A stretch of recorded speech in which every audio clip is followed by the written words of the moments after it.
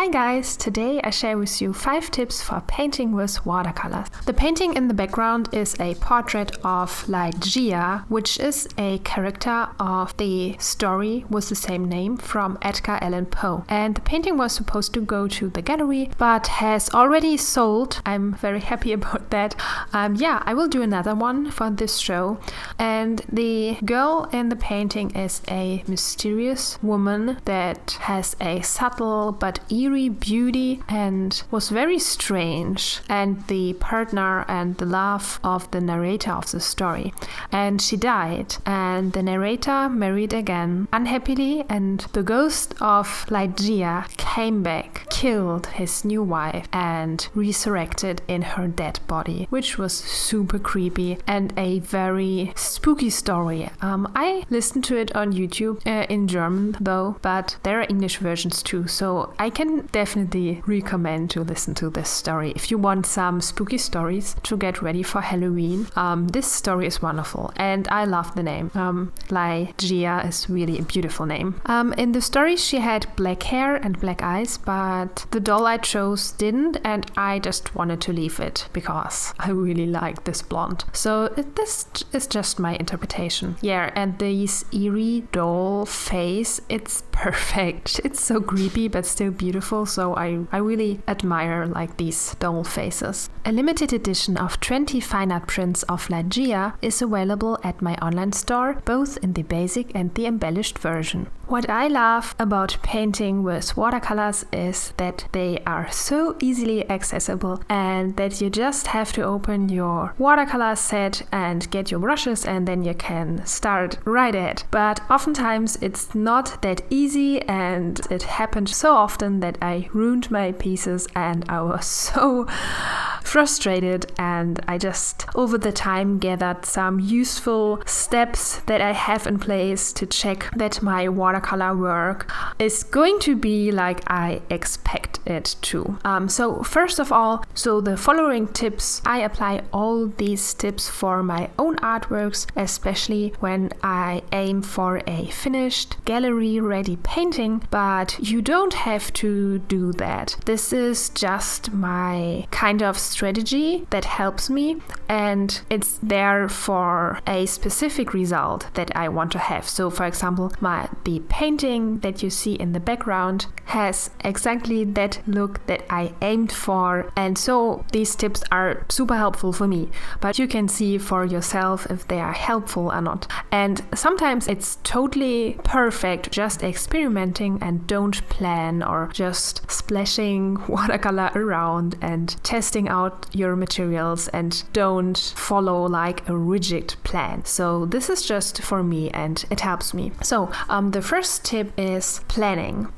When I want to do a painting and I do the mock-up in Photoshop and I want my watercolor painting to look exactly like the Photoshop mock-up, not like a photorealistic copy, but I want to have the color values, I want to have the exact proportions, and I want to have the colors. So this is what I mean with exactly. I print it out and then I trace the mock-up onto my painting. So most of the time I don't really can afford to make elaborate drawings and then transfer the drawing to my paper. But if you are an aspiring artist, don't do that. Please learn to draw before you just copy a reference photo or transferring it. It is so important. I didn't do it when I was younger and when I was still learning. I drew all my paintings on the canvas, or I did a reference drawing. This is super important for you to learn proportions and to understand what you're drawing. So just a thing that is important. So I saw some of you are sending me messages, and I see that you did the same technique that I do, that you just transfer your reference onto the paper, but you're still young. You have to learn it. Don't do it. Please learn to draw first. It will help you in long term, really. I'm not saying it to annoy you or to bother you, but if you can't draw in later in life, it will make you unhappy. So this is my 2 cents on this. Okay, so back to the first tip. It is planning. So when I have my mockup transferred, or drawing in your case, transferred on the watercolor paper, I try to gauge which areas should be loose and which areas should be very refined and detailed areas. And this is very important because when you want to have a good looking watercolor piece and you want to have some areas detailed and some areas loose, then it helps to plan beforehand. Sometimes beautiful things emerge when you do experiments and you don't really know what you want to have as an end result, and then you don't really need planning. So if you just say, okay, I will start to paint this and I will just surprise myself and see what I get in the end, then you don't have to plan. What I do is, for example, with the painting in the background, I knew that the face will be super refined and detailed, the flowers too,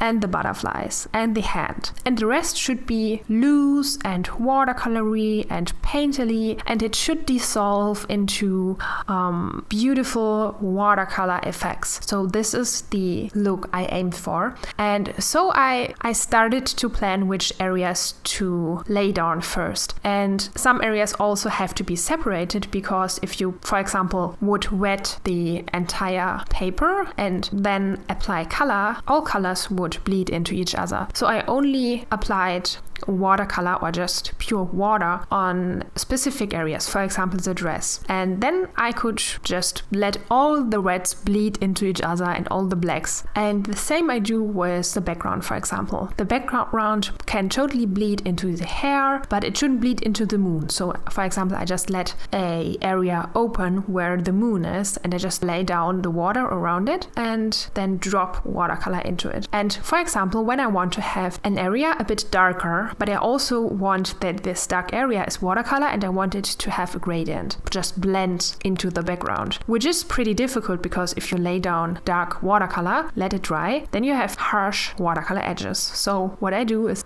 instead of applying the watercolor or the paint already, I apply water very generously over the whole area, and then at the one end where I want to have it darker, I just let some pigments drop into this area, and then it can bleed all the way through the water, and then it makes a beautiful gradient. I do that when I want to, for example, darken specific areas and they should blend into the surrounding, and I don't want to use color pencils for it or other medium. So planning is super helpful, and it also prevents you from destroying already beautiful watercolor effects, because if you filled out your entire painting with all the colors, like the base colors, then you will already have those beautiful, like perfectly fine watercolor effects, like these beautiful edges and the abstract patterns, and they get lost when you go over them with color pencils. So I don't even do them. In the areas where I go over with color pencils, I don't apply as much watercolor as in the surrounding areas, and I also don't let those borders. I just try to make a kind of blending watercolor so that it gives me a good base for applying my color pencils, and so you don't destroy like areas that already look good. Okay, on to the next tip. Tip number 2 is for skin tones. And even if you have a photography from a magazine model and this model has only beige skin tones are never only beige or pink or white. This doesn't happen. So what you do is you just grab blue, green and yellow and gray tones, and then you just randomly, and turquoise and pink, you just randomly apply them on your skin tones. I do this all the time. So for example, when I drew the hand, I used blues and pinks and turquoises for the shadows. I just laid down several layers of them over each other so that they will get darker, and the nice side effect of this is that you have those perfectly like skin tone end results. So it looks very beautiful. So I personally like this a lot. And of course, if you don't like this, just don't do it.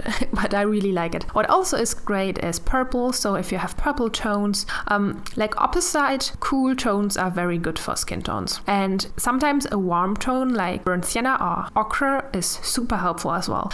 And I just apply them like out of my memory. Even sometimes the reference suggests me where an area is a bit cooler. When it is cooler, I just choose more cooler colors like purples or blues. And when it is warmer, I just choose warmer colors like pinks or sienna or ochre. But I always go over with some opposite colors. So this reflects the blood circulation under your skin. And what I also do is that I use pencils from Caran d'Ache, the Luminance series, which are wax-based pencils. And when they happen to have the color you want in this specific area of your skin tone, then they are super helpful to get a very blended surface. So you can use them to kind of polish the surface of the paper because they apply a wax layer on top of it, and then you have super smooth areas. And you can't really use it everywhere because they don't come in every color, and on areas where you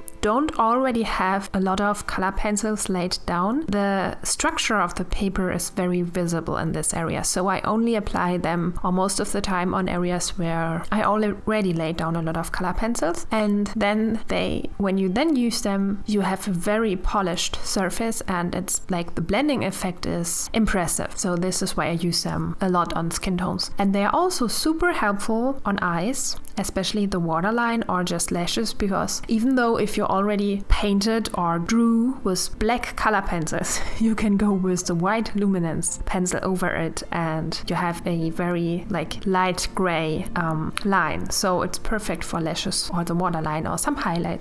This is very useful. Okay, next tip on the list. Tip number 3 is values, values, and values. This is so important, especially with watercolors. I noticed it after I scanned all my watercolor paintings and I compared them with the original file in the thumbnail view. I'm so stunned that my watercolor painting, although I checked the values like all the time, is so much lighter than the original reference, and I'm always really stunned by this. So after I did it several times and I was still surprised, I just take even more care of getting the color values right. And what I do is that I place my painting, when I think it's finished, right next to the laptop, and I just move my eyes very fast between the two, the reference and my painting, and then I see, okay, maybe it's still too light here and still too light there, and then I just have to add the values. And color values is how light or how dark an area is. And because with watercolor you work with layers and you work on white paper, and if you want to have bright colors, you have to let the white brighten your colors. So you all the time working the values up from the lightest to the darkest area. So in order to get very dark colors and like shadows, you have to place a lot of layers.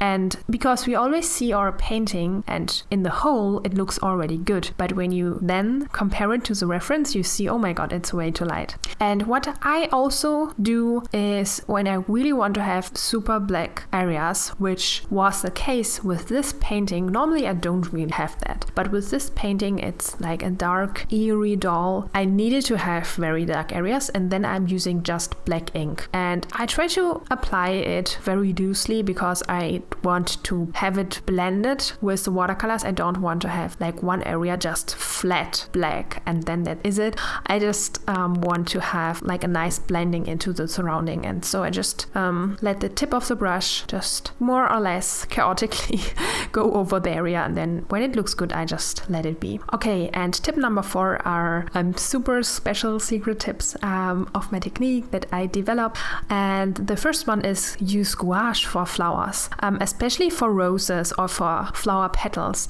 I use only white gouache on my watercolor paintings because I also work with acrylic inks. I don't want want to have another palette with gouache colors and also my color pencils, I would go completely crazy. So I just use white gouache and put it on my palette, and I use it because the consistency of the gouache. By the way, I'm using Horadam gouache by Schminke. So this is a gouache that gets reactivated when you paint over it or you have a wet brush. So there's also a gouache that is based more on acrylics. I'm not really sure, but it doesn't get activated anymore. So the one that I use gets activated, which is important for my technique. So the reason why I use it is because the consistency is almost like oil paint, and this is amazing. So it's very buttery, and when I want to paint a petal, I use gouache and then I tint this gouache with the color of the petal, like more pinkish or more yellowish or whatever I need, and then I place just one petal with one brush stroke, and then it looks so good. Like, it's only possible with gouache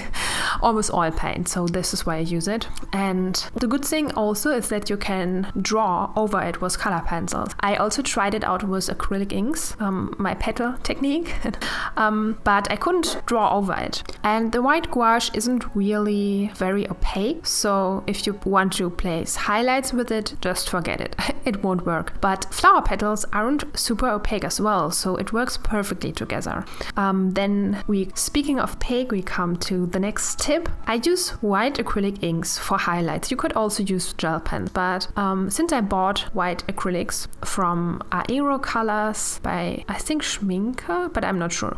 Just acrylic inks. You can use anything, any brand. The amazing thing is that you can, without any problem, mix acrylic inks, watercolors, and gouache. Nothing happens. I would have expected that something would happen, but it doesn't. So you can easily just, for example, use white and then tint it, or just put a bit of watercolor in it. It's no problem at all. And I use white acrylic inks for highlights, for example, for some hair strands or highlights in the eye or just some outlines or on the flowers. And this is very, very, very helpful. Like, white watercolor or white gouache won't work. It's not opaque enough, but acrylic is. You don't really have to use inks though. You can also use normal acrylic colors. Okay, the next thing is that I use cross-hatching or scribbling with, for example, black micron pens or just color pencils as well, when I want to just pop up some area or make some area more interesting. I used or applied this technique on the dress in the folds, because nothing is more boring than just draw clothes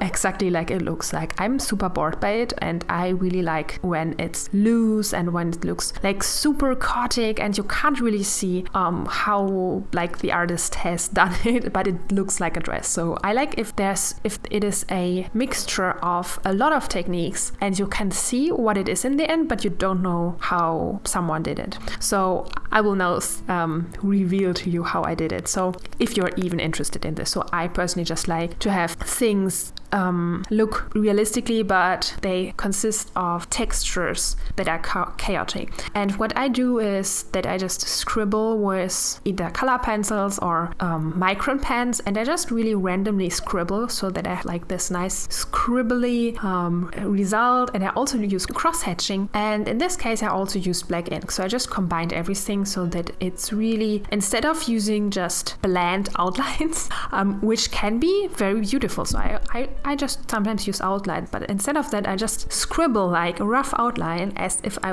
don't really care, and sometimes it looks really, really good. But just try this out in an area that isn't the focal point, because it can be tricky. So I just do these scribbly areas in the darker parts of the painting. And another thing is that I used my luminance pencils for the stars, because they are so opaque, they work over everything. And then I just make like a soft round circle, and then in the middle I place a white highlight with acrylics. This is how I did the stars. Okay, and now the last tip number 5, which is probably the most important, is the finishing.